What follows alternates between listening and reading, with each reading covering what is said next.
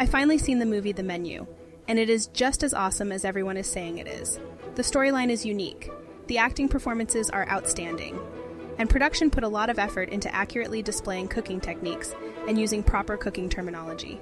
Also, nothing will make you crave a cheeseburger quite like the iconic cheeseburger scene. The problem is that most burger joints these days no longer make cheeseburgers using the classic techniques Chef Julian Slowik did in the movie. And it is likely most places you buy a cheeseburger from will taste nothing like this true American beauty. The character Chef Slowik uses techniques some might recognize as the smash burger or maybe even the Oklahoma-style onion burger.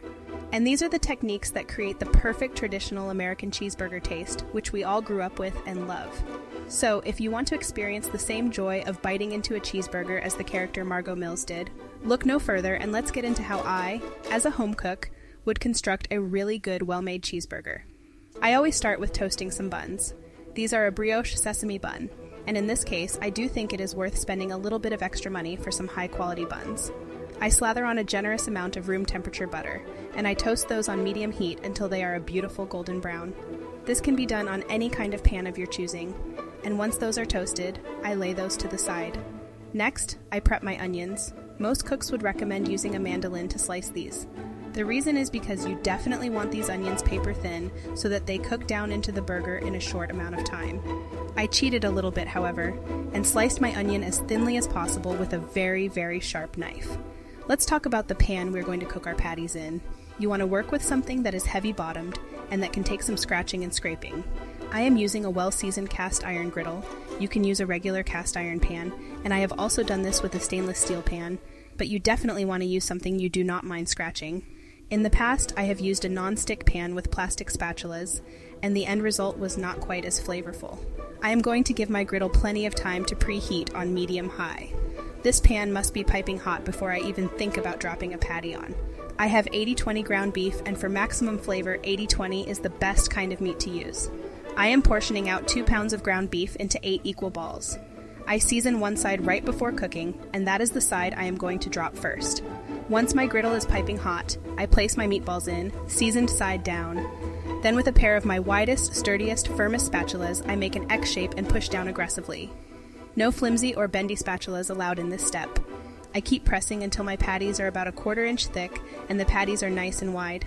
They should be just slightly wider than the buns you are going to serve them on to ensure proper meat to bun coverage.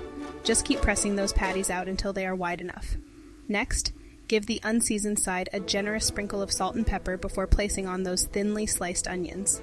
You want to sprinkle on a good handful of onion, and while they sit on top of the patties, this will start the cooking process just before we flip them.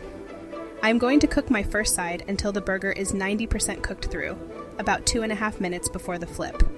When you are ready to flip, firmly scrape around the entire circumference to loosen it up, making sure no tasty bits of the crust get left behind. Flip those patties over and immediately lay down some American cheese. As Chef Slowik says, there really is no better cheese for this burger. It is so melty, creamy, and gooey. And just like in the movie, we are going to double up on those slices of cheese.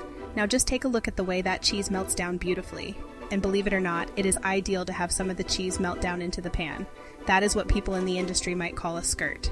It is basically a delicious, crispy, cheesy edge that adds a little something extra to our final product.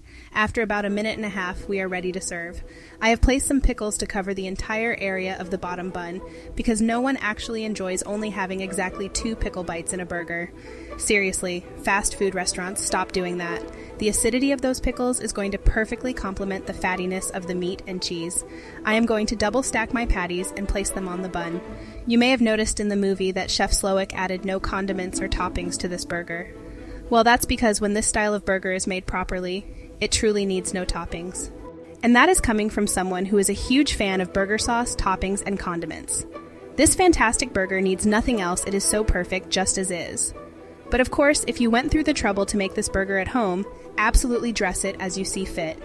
Anyways, I encourage you to satisfy your cheeseburger craving, get your hands dirty today, and give this recipe a try. As always, I hope you enjoyed this video.